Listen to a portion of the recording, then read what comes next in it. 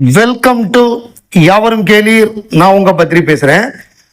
உலகநாயகன் மக்கள் நீதி மய்யம் தலைவர் நாடாளுமன்ற உறுப்பினர் கமலஹாசன் அவர்கள் ஒரு கடிதம், அதாவது இந்த கடிதம் என்னன்னா, இந்த சென்சார் போர்டுக்கு எகைன்ஸ்டா ஒரு கடிதம் போட்டிருக்காரு. அதாவது தக்லைஃப் பிரச்சனையிலையோ விஸ்வரூபம் பிரச்சனையிலையோ குரலே கொடுக்காத விஜய் மாதிரியான நடிகர்கள் அவங்க படமா இருந்தாலும் சரி, அதே நேரம் பராசக்தி ஜனநாயகனுக்கும் சென்சார்ல வந்து மிகப்பெரிய ஒரு அநீதி. அதே மாதிரி பராசக்தி படத்துக்கு 25க்கு மேல ஏற்பட்ட கட்டு, ஏகப்பட்ட முக்கியமான வார்த்தைகளை மியூட் பண்ண வச்சிருக்காங்க. ஸோ இதுக்கு எதிராகவும் சரி ஒரு நீட்டா ஒரு லெட்டர் போட்டிருக்காரு. பெரிய மனுஷன் தாயா இவங்க. இந்த சில்லுண்டி பசங்கள்லாம் கதறிட்டு இருந்தானுங்க. இவர் என்னன்னா எந்த படத்தோட பேரையும் குறிப்பிடாம ஒரு ஸ்டேட்ஸ்மேன் மாதிரி ரொம்ப அழகா, ஏன்னா அவங்கெல்லாம் நமக்கு நம்ம பிரச்சனைக்கு குரல் கொடுக்கலங்கிறதெல்லாம் பெருசுபடுத்தாம ஒரு சினிமா இண்டஸ்ட்ரியுடைய ஜாம்பவான், ஒரு நாடாளுமன்ற உறுப்பினர், அந்த ஒரு இதுல வந்து ஸ்டேட்டஸ்ல இருந்து ஒரு அருமையான ஒரு கடிதம் போட்டிருக்காரு. அவர் என்ன சொல்லியிருக்காருன்னா, ஆக்கப்பூர்வமான பேச்சுவார்த்தை நடத்த வேண்டிய தருணம். திரைப்படத்திற்கு நேர்மையான முறையில் தணிக்கை சான்றிதழ் வழங்க வேண்டும். அதாவது தணிக்கை சான்றிதழ் நேர்மையான முறையில் இருக்கணும். எந்தெந்த சீனை தூக்குறீங்களோ அதுக்கு இப்ப எழுத்துல வந்து விளக்கம் கொடுக்கணும், ரைட்டிங்ல விளக்கம் கொடுக்கணும். அப்புறம் வந்து டைம் ஃப்ரேம், இத்தனை நாளுக்குள்ள நீங்க கொடுக்கணும் அப்படின்னு சொல்லி ரொம்ப அருமையா சொல்லியிருக்காரு. சினிமாங்கிறது வந்து யாரோ ஒரு நபரை சார்ந்தது இல்ல, அதுக்கு பின்னாடி ஏராளமான உழைப்பு இருக்கு. பல்துறையினர் உழைப்பு உள்ளதால் படங்களுக்கு நேர்மையுடன் தணிக்கை சான்றிதழ் வழங்க வேண்டும். படைப்புக்கு பாதிப்பு ஏற்படும் பொழுது பொருளாதாரத்திற்கு இடையூறு ஏற்படும். கருத்து சுதந்திரத்திற்கு இந்திய அரசியலமைப்பு சட்டம் அங்கீகரித்துள்ளது. ஜனநாயகன் படத்திற்கு தணிக்கை சான்று வழங்காத நிலையில் மக்கள் நீதி மய்யம் தலைவர் கமலஹாசன் அறிக்கை. இது வந்து ஜனநாயகனுக்கு மட்டும் கிடையாது, பராசக்திக்கும் சேர்த்து. பராசக்தி மட்டும் இல்லாமல் இனிமே வரப்போற படங்கள் எல்லாத்துக்கும் பொதுவா ரொம்ப அழகா இந்த லெட்டரை வந்து போட்டிருக்காரு. ஏற்கனவே இவர் சென்சார் சம்பந்தமாக நிறைய பேசியிருக்காரு. பல்வேறு காலகட்டங்கள்ல தைரியமா பல கருத்துக்களை அவர் எடுத்து வச்சிருக்காரு.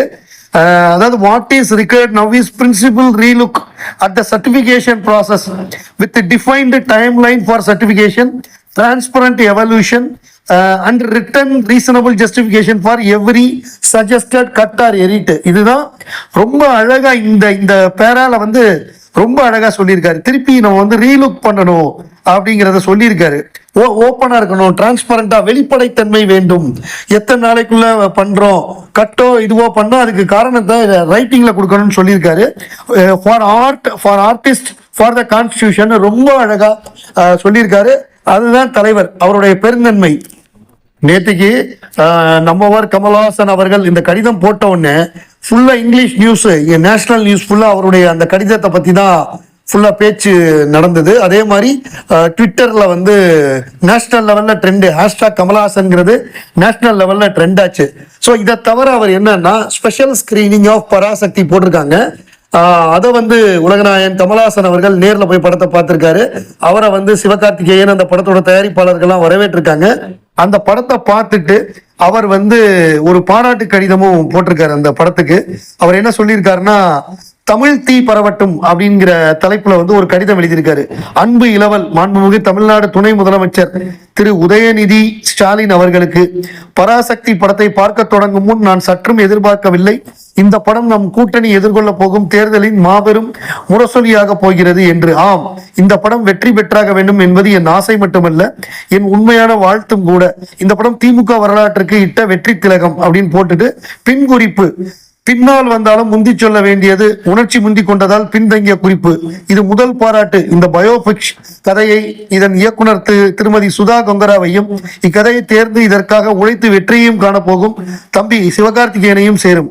இந்த சினிமா சரித்திரத்தில் இணைந்துவிட்ட ரவி மோகன், அதர்வா, ஸ்ரீலீலா உள்ளிட்ட அனைத்து நடிகர்களுக்கும் ஒளிப்பதிவாளர் ரவி கே சந்திரன், இசையமைப்பாளர் G V Prakash, editor Sathish Suriya உள்ளிட்ட தொழில்நுட்ப கலைஞர்களுக்கும் மற்றும் இந்த படத்துக்காக உழைத்த அனைவருக்கும் என் உளமார்ந்த பாராட்டுகள்னு சொல்லி அதுக்கு ஒரு பாராட்டையும் தெரிவிச்சிட்டாரு. அப்புறம் இன்னொன்னு, இந்த ஜனநாயகன் வல்லன்னு நிறைய படங்கள் வரப்போகுது அப்படின்னு அறிவிப்பு எல்லாம் வருது. அதான் அந்த டிடிடின்னு ஒரு படம், தம்பி தலைவர் முன்னிலையில அந்த படம் ஜீவா நடிச்ச படம். அப்புறம் வாவாத்தியாரு, அப்புறம் தெரி ரீரிலீஸுங்கிறாங்க, தானு ரிலீஸ் பண்றாரு. ஸோ இந்த மாதிரி நிறைய படங்கள் வந்த உடனே ஒரு பையன், அதாவது விஜய் ரசிகர், இந்த மாதிரி கமலோ ரஜினியோ பீக்ல இருந்தப்பெல்லாம் கூட யாரும் இந்த மாதிரிலாம் படம் அவர் படம் வரலன்னு ரிலீஸ் பண்ணதில்லை, படம் தள்ளி போனதில்லை, என் பயந்துக்கிட்டு அப்படிங்கிற மாதிரி போட்டிருந்தாரு. ஸோ உடனே நம்ம ஆட்கள் சும்மா இருப்பாங்களா, எடுத்து போட்டாங்க. அதாவது விக்ரம் பயங்கரமா பெரிய ஹிட் ஆகி போயிருந்த பொழுது யானை படத்தை தள்ளி வச்சாங்க. யானை படத்தை சொல்லிட்டே தள்ளி வச்சாங்க. அப்ப 2-3 படங்கள் தள்ளி போச்சு. விக்ரம் 100 நாள் ஓடின படம்ல தியேட்டர்ல Vikram, Kamal Haasan and all of his work keeping my mind recent blockbuster Vikram இட்ல Arun Vijay decide to pay his respect to this great piece of art and postpone release of his next யானை which was earlier going to release on 17th of June. யானை first ஜூலைக்கு தள்ளி வச்சாங்க. Kamal sir நேராவே போய் பார்த்தாங்க. அந்த மாதிரி ஒரு மாபெரும் வெற்றியை கொடுத்தவர். இதுக்கு முன்னாடி நடந்ததே இல்லை அப்படிங்கறதெல்லாம் இவங்க விவரம் தெரியாத குழந்தைத்தனமா பேசலாம். நீங்க கமல்ஹாசன் அவர்கள் போய் அமெரிக்கால போய் படிச்சுட்டு வந்தாரு.